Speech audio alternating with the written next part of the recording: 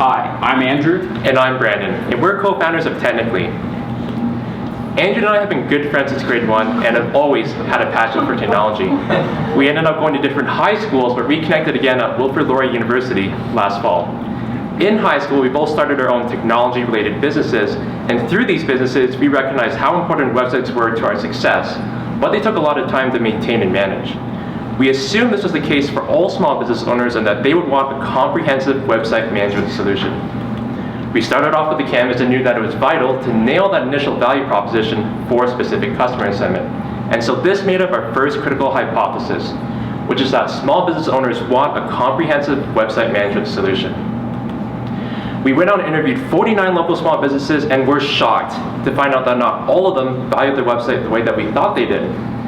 In our structured interviews, Andrew asked the questions and I took notes. And through our observations, we found that some of these businesses didn't value their website because putting any more additional money into it wouldn't bring a return. We had also assumed that these small business owners had an active role in managing their website the way that we had. It turns out we were wrong there too. And so testing our first critical hypothesis, many of our market assumptions were wrong, and we knew we needed to pivot. From our interviews, we now had a better understanding of the relationship that small business owners have with their web developer. Right now, they're just feeding web developers money. They aren't using existing solutions like Google Analytics to track how effective those changes are and get a good idea of their ROI from the investment they're making in their website. Ideally, small business owners told us that if there was a way that they could be more easily informed in a way that they could understand, they could make better decisions in terms of investing their money with their web developer. And now once those changes are implemented by the developer, they can use that same analytics solution to track how effective those changes are. So knowing this customer relationship a lot better, we went back to the canvas and also realized we had to narrow our customer segment. When we had done the interviews, we could see a clear split in terms of the people we were interviewing. Those were those like convenience stores and restaurants that had low dollar value transaction, low lifetime value of their customers. They just didn't see the value in investing in their website. But for those like small accounting firms, lawyers, jewelry stores, they had high dollar value transaction and often high lifetime customer value. And for them, just getting, even if their website improves just enough so they get one new customer a month, that's more than enough to cover the cost of an analytics style solution. And so we adjusted our value prop to be an analytics solution that's easier to use, easier to understand, and we're not just presenting data, we're presenting analytics insights so that small business owners are empowered to make decisions.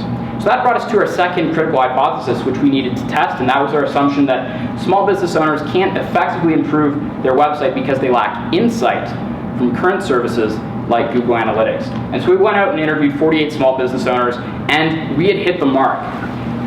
Not only did they agree that it was the case that if they had better information, they could make better decisions, but most of them, in fact, told us that they would be willing to pay for our style of value proposition that was bringing that technical prowess to people who didn't quite understand it. And so we can now validate our customer segments and our value proposition. So moving forward, we wanted to see what key activities would we need to do to bring this value prop to life. One of it, for the easy-to-use aspect, would definitely be designing that online intuitive interface. Another would be building out those algorithms to automate all of that analysis, but both of those would take a lot of time. And so we decided we could do some of the analysis manually and test that aspect, the easy-to-understand aspect of our value proposition.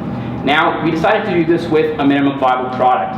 And with this, we would test the right half of that customer relationship in terms of small business owners understanding the data and taking decisions based on that. So we moved forward with working on an MVP. We were able to segment out certain features from our online dashboard, complete the analysis manually, and then design and deliver it in a 10-page physical report, which we called Web Clio.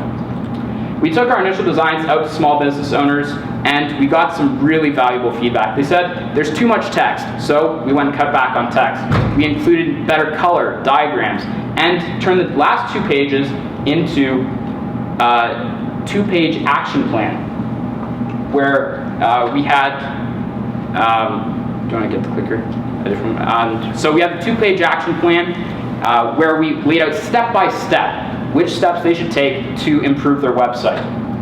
Now, we were able to do this all at a cost of under $5, including shipping for each report. And in terms of our own personal time, it would take actually 4 hours to do that analysis. So we could see this wasn't scalable, but we could do it to test that aspect of the value prop. So we went out in 2 weeks, we sold 10 of these reports at $99 each. And one of our first customers, Bob Frank, had this amazing feedback for us. And he said, the report gave him focus. He now had recommendations that he could understand, and for the first time in 5 years, he was going back to his web developer, taking an active role in improving his website. So we can now go back to the canvas and validate that easy to understand aspect of our value prop. So we moved on to test the easy to use, and again, we would be testing now the left side of our customer relationship, and we decided to do this again with a minimum viable product. So we built a wireframe. None of the data was live, but we wanted to see if we could make sure that it was intuitive and met that aspect of our value prop. And so we took our initial designs out, and we liked the design. We would use it over Google Analytics, but turns out there were still too many numbers. It was still very complex. And so we went through a major redesign based on customer feedback, consolidating the data, making it so easy to use that now small business owners can log in 5 minutes, just read what they need to know, log out, and get back to running their business. By our last iteration, small business owners were asking us, when can I get my data into this system? So we can now go back to the value prop, validate that easy to use aspect of the value proposition, and complete that circle in terms of the customer relationship, having validated both sides with our MVPs 2 and 3. Now, with these small business owners that we were interviewing and getting feedback from, we also asked them, now that the feedback was a continuous loop, how much would you be willing to pay on a monthly basis? And we received a lot of different data points, did some statistical analysis, and the profit maximizing price for us was around $50 a month. So then we need to ask, would we be profitable at that price point? And in terms of marginal cost, we could actually be delivering this at a per user basis of under $3. The biggest cost would be upfront initial development. And so we did a break-even analysis and saw that even with just 100 customers, we would be break-even within 9 months and then be in pure profit. But what would this look like at scale? What was our target market for this little niche? And so we started off with 25 million small businesses in North America and narrowed it down to 800,000 small professional service firms who met our customer segment of having that high initial transaction and high lifetime customer value. If we took just 1/2 of 1% of that market, we'd have 4,000 users and we're bringing in revenues of $200,000 a month at 94% gross margin, which we felt that we'd be both solving a significant problem in the marketplace and be able to solve that profitably. So how would we get those 4,000 users? Well, our next step is building our MVP 3.0. So what we're going to be doing is combining the easy to use and easy to understand aspects that we validated with our MVPs 1 and 2. We'll have the online dashboard with the UI design, and we'll be doing the analysis manually on the back end while we're working on the algorithms and slowly slot them in as they're tested and ready. In terms of channels, we'll be going through online and in-person channels. In online, we'll be doing content marketing and working with some of our press media partners that we've already established relationships with. In terms of in-person, we'll be helping educate small business owners, building credibility in the space, doing educational seminars with small business associations. We'll also be working with channel partners in the industry who can give us better feedback and give us access to their small business owner networks. Throughout this time, while we're testing channels, we'll also be working on development with our 3 co-op developers. This brings us to our third critical assumption that we're currently testing right now, and that's that our online customer acquisition channels will prove to be more effective than our in-person. But it turns out that we've actually been indirectly testing this and we didn't even know it. We won the Canadian Business Model Competition in March and received some great press coverage in national newspapers, tech blogs, and local newspapers. And it turns out that we got between 70 and 100,000 reach through that press media. Of that, 614 actually took that step to come to our site and learn more.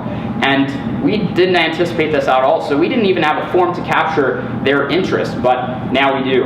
And 9 of them went out of their way to email us and ask, when can we start paying for WebClio? Of our 10 MVP 1.0 customers, 4 have gone out to refer us to other small businesses in the community. So we clearly, even in this small slice of the market, the demand is there and we are reaching product market fit. Over the past 7 months, the business model canvas has allowed us to stay focused and build this business very lean. We're very excited to be bringing WebClio in its 3rd MVP to small business owners very soon and hope to reach 500 users by the end of the summer. Thank you very much.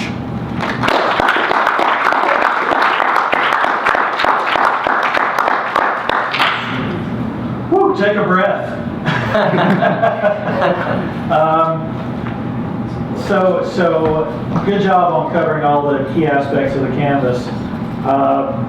However, I'm still not clear on your competition and why you have a clear, distinct advantage over the others. Can you touch back on that again? Yeah. So biggest industry competitor by far is Google Analytics. But again, we talked to small business owners. Absolutely none out of any that we've interviewed are actually using it. They log in once because their web developer told them to. It's way too hard to understand. Even with all the data, they don't know what it means. In terms of other paid solutions, others are again designed for those technically inclined, for those marketers and enterprise solutions, and those are $100 a month. And instead of making stuff easy to use, it just throws more data at people. So from our research, we can see nobody in the market actually trying to bring this technical data and make it easy to understand for small business owners.